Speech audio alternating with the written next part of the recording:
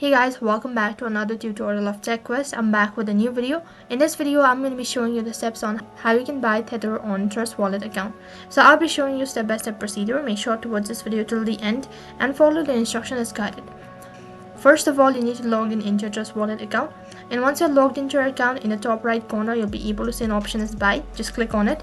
Next page, you'll need to select the cryptocurrency.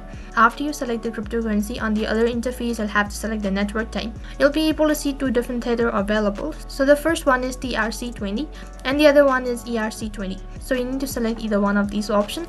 Right on this page, you'll need to enter the amount, and right at the bottom you can also change your payment method. If you want to change it, just click on the transfer option, and if you don't want to change the payment method, then leave it as it is. Once you're done with this process, next on the other interface, you need to enter your card information for the payment method. Once you're done submitting your information regarding your payment method, and then you'll have to wait for a certain period of time. So that is how you can buy Tether on Trust Wallet. That is all for this video. I hope the video was helpful. Make sure to like, share and subscribe to our channel. Thank you for watching.